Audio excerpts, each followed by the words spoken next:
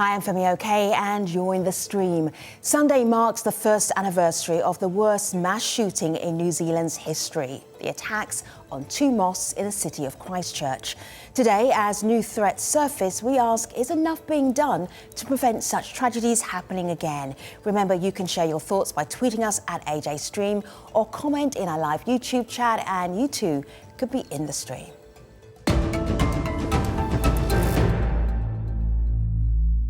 I think when it comes to things as sudden and as tragic and as heartbreaking and as shocking as March last year, time is immeasurable. So when someone asks me, how does it feel a year later, I often have to remind myself that it is a year later. On March the 15th, 2019, a gunman opened fire inside the Al Noor Mosque in Christchurch, New Zealand, live streaming his assault on Facebook as he murdered worshippers one by one. He went on to target Muslims at the Linwood Islamic Centre, that's just 10 minutes away. In the end, 51 people lay dead, another 50 wounded, and thousands of lives changed forever. A year on, the scarred community awaits the conclusions of a government inquiry that's due in April, and many victims still struggle with trauma. Joining us from New Zealand to talk about this, in Christchurch, Tamel Atachuju. He is one of the survivors of the mosque shootings. Also in Christchurch, we have Tony Green. He's a spokesperson for the Muslim Association of Canterbury. And in Hamilton, Anjum Rahman. She's the spokesperson for the Islamic Women's Council of New Zealand. Welcome, everybody. It's really good to have you here. Before we even started our YouTube conversation, Rashid Khan jumped onto YouTube and says, "Who can forget that day?" You can see that comment right here, just highlighted in orange. Tamel, I know that you still think about that day a year later and you have flashbacks. What is it that comes back to you over and over again? Of course, it's every time when we are talking about the 15th of March is the flashbacks of the gunmen shooting over us, and then remember the smokes coming out from the machine guns. So that's always the images that I see the peoples around me today who lost their life and injured people. So it's that's the flashbacks. Is always we are seeing that tragedy, and it's not easy to forget, and we can never forget that. And every time on is. When I talk about that is the feel nervous and struggling to the talking sometimes about it, but I prefer to talk more to publics to tell about our stories and then our experience and our journey in this time. All right. So it's not an easy way to handle it for us, and we are traumatized quite a lot from this tragedy. Thank you, Tamel. I really appreciate you today being on the stream. Tony, yeah. I'm going to bring you in, Tony, because the Moss of Christchurch put together, this is how we are 1 year later. I want to show our audience what you can see here. So this is 1 year on, the messages from the mosque in their own words. So there's no media here. There's nobody breaking down what it was like for you. You are telling your own stories. This is you, Tony. I recommend everybody go and listens to what you have to say as the spokesperson for these Christchurch mosques. But here I want to stop off at Moki. Moki, how is Moki 1 year later? Let's have a look. Let's have a listen. For me personally, when the shooting happened, it affected my uni. It was my first year out of high school, and it was getting back on track and getting trying to balance all the struggles that were already there with being a first-year uni student, on top of having to hold this burden of trauma, having to balance that. And so I feel like a year doesn't really, it doesn't really mean much, because it's been every day since for me. Tony, you can just feel the pain as Malky's speaking there. How do you represent so many people? How do you speak for them? How do you even do that? I can't. I mean, as simple as it is in one sentence, I can't. Yeah.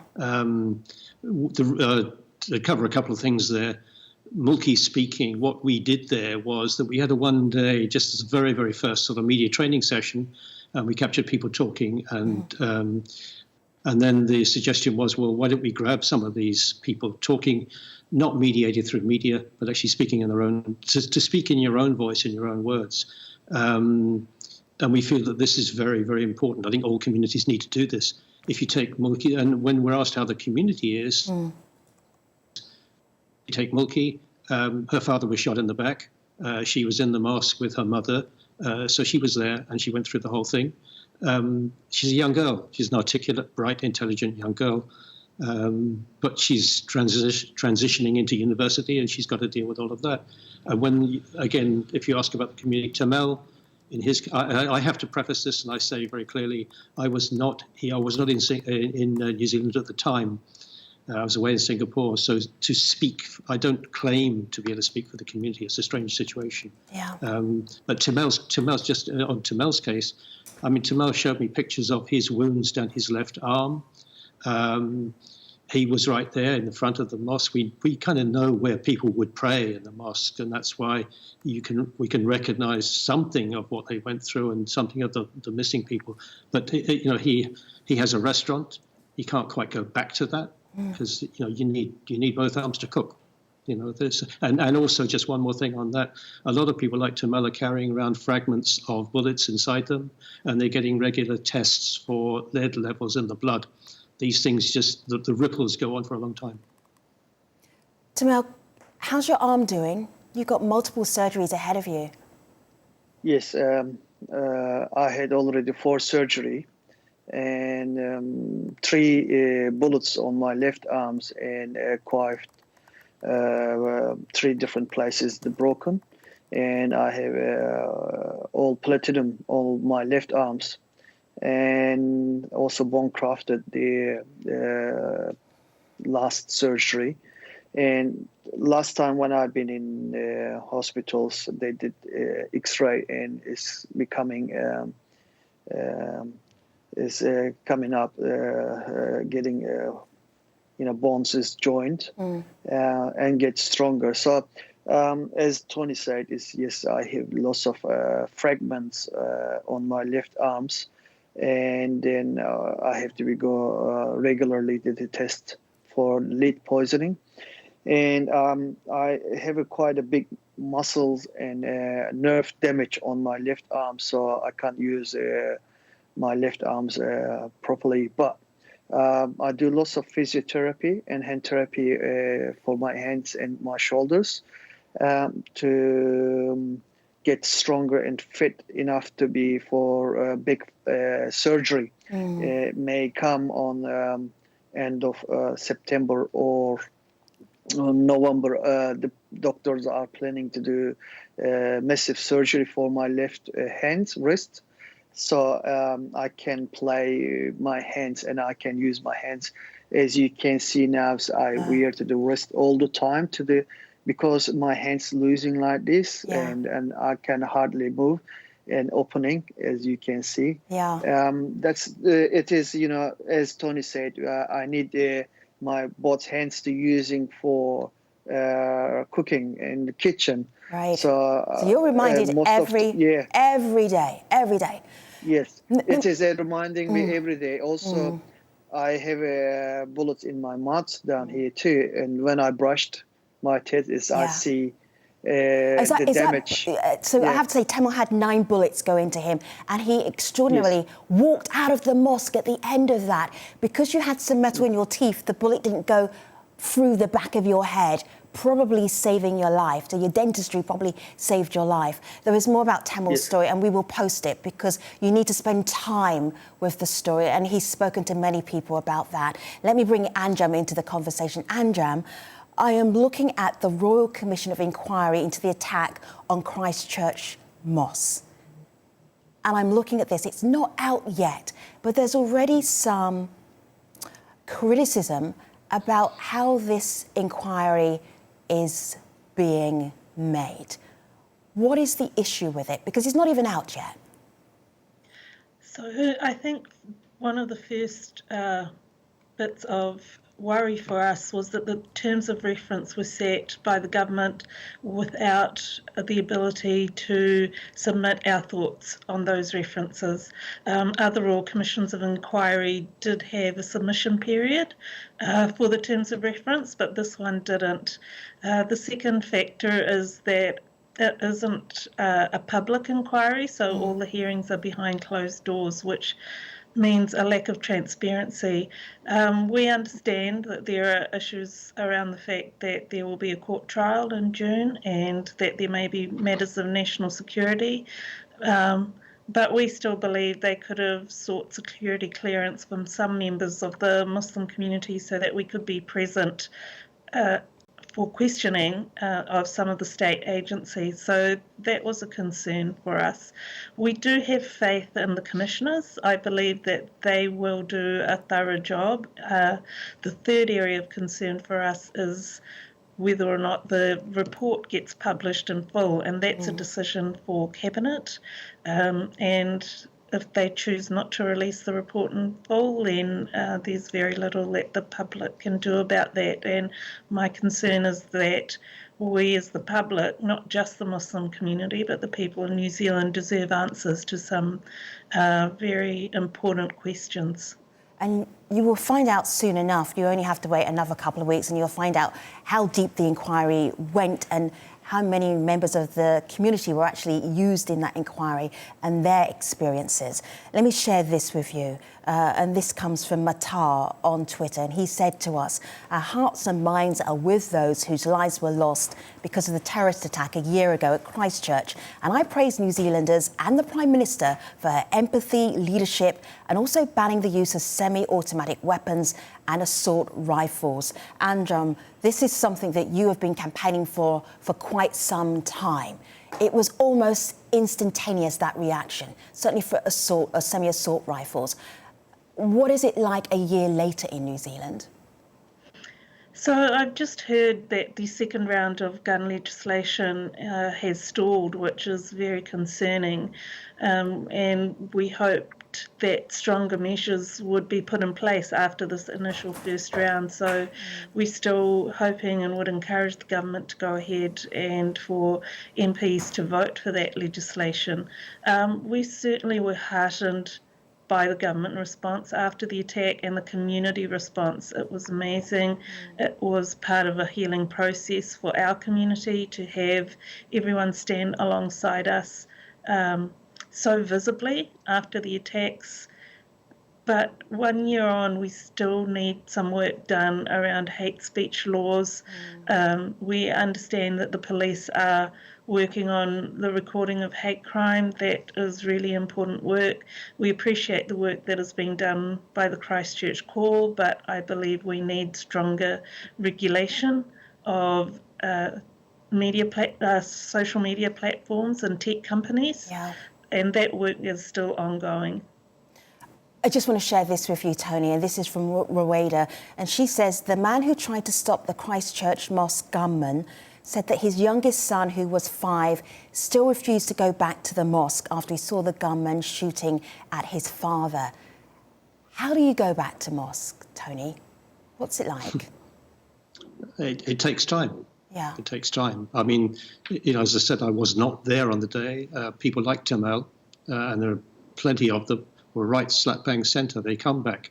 But this healing thing, you can't. They start with hearts, and you don't know how the hearts are affected by those things. people who've taken their young children to the mosque, and then in that you go there with an intention. Every act in Islam is judged by intention. You make the intention to go for prayer. That's all you do. You're not messing around with anybody else at all. And then when that happens, for us in a mosque, for Jews in a synagogue, for Christians in a church, in a temple, whatever it is, when that is shattered, then you can't expect that to heal straight away, because it shatters. It shatters a sanctuary. What about security now in terms of going to mosque? Can you talk about that? In a limited sense. We have taken considerable measures to relook the physical structure of the mosque, the ability to get in and out, security cameras. We work very closely with the New Zealand police. There is a significant change. Obviously, the police don't speak about operational matters, and nor do we. It's kind of like asking somebody to give you the security code for your house alarm. Yeah, you don't do that. Yeah. Right? Yeah, but we take it seriously. But also, we realise that it is very easy in the world as it is for people to make threats. You can make a threat against an airline and have no capacity to carry it out, but the threatened person or organisation has to take it seriously. Tamal, I'm going to bring you back into the conversation, because Rizwan, who is on YouTube right now, wanted to know about the mental support for people who survived the mosque shooting. And sometimes that's a very hard thing to even discuss or talk about. But how are you doing in terms of the way that you process the world? Is normal life possible again? Of course, it's not going to be possible the same as before the 15th of March terror attack, because I was a very social person and very active, and then love to do lots of sports, and then walking or go to the swim, or the socializing, going to the restaurants and have fun with my friends, etc. But in these days, of course, it's a little bit. Was hard for me, especially for me, to go to the joining to the same as before, to the friend groups, or to be going out often and have fun with them. And mentally, I have a professional support. I see every week my psychologist. And then I do EMDR programs with my psychologist to get myself to be motivated back to the normal life again. But it is the long-term processing at the moment, because of what I was witnessed in the mosque that day is really difficult for me to forget that and then motivate myself to the normal life. At the moment, mentally, I can't even motivated myself to go back to my own shops to be run my business and work in the kitchen, because of physically and mentally is I'm really struggled to be carry on my normal life. And then most of the time I try to spend my time inside the house. Sure. And Tamal, it is not easy, I can say that, but it's going to be long term to back to normal life again. Tamal, I hope you don't mind me sharing a picture of you. And this is a picture of you with your Prime Minister, Jacinda Ardern. And yes. She came to visit you as you were in recovery. It makes me wonder about the leadership that New Zealand is getting on this issue. And I'm going to bring Anjum back into the conversation for this. Something called Christchurch Call, which really addresses the hate in the society that allowed this perhaps to happen, Islamophobia to happen, for anybody to feel that they could go in where people are worshipping and then shoot them down and kill them. So, Anjum, tell me about how how New Zealand is actually addressing this issue of Islamophobia. So in terms of the Christchurch Call, I'm on the advisory network for that, and did travel to New York to speak to the Leaders Dialogue event. And You know, it's been a great achievement to get tech companies and government around the table to talk about the issues, as well as civil society organisations. One of the problems is that the call itself is very limited to the extreme end, so it's focused on things like the live streaming video and depictions of violence, and it isn't really dealing with low levels of hate that lead into violent attacks. And I think it's quite difficult to get agreement on certain issues. For example, what is a basic definition of terrorism that a global community can agree on? I think we haven't got there yet. And certainly there are issues with the fact that although the big tech companies have come on board, such as Google, Amazon, Facebook and Twitter, the smaller platforms, your 4chans, your Telegrams, are not signed up to the call. And so we still need work to be done by governments to ensure that there's adequate regulation of what goes on in those spaces, because in New Zealand just last week we saw a threat that was posted to a Telegram channel that was hugely upsetting, and we understand a few of the widows were too scared to leave their homes for several days after seeing that that threat come through. So yes, it's a very good initiative, and it's good to have so many countries coming on board. It's good to have those conversations progressing. There needs to be much more work done in this space. Let me just bring in Mike. Can I just add a comment on that? Tony, please go ahead. I'd love to hear it. Just a couple of things. I was in the same meeting with Anjum when we had Facebook people talking about what they were doing. One of the things they did, and I won't get their exact words, but they had a definition of terrorism. And they talked about something like, I say not the exact words, but something like a non-government organization engaging in premeditated acts of violence against places or people in order to effect change. And I said, well, what if you remove that adjective non-government? So you say an organization that acts in engaged in premeditated acts of violence. And sorry to say this, but I mean, any government, you know, the attack on Iraq, for example, to use shock and awe, this brings terror. And it's a premeditated act of violence against one particular person, in this case, Saddam Hussein, to achieve a specific end. Now, when you bring terror into a place, I just feel that we are not sufficiently addressing where the whole business of hate comes from.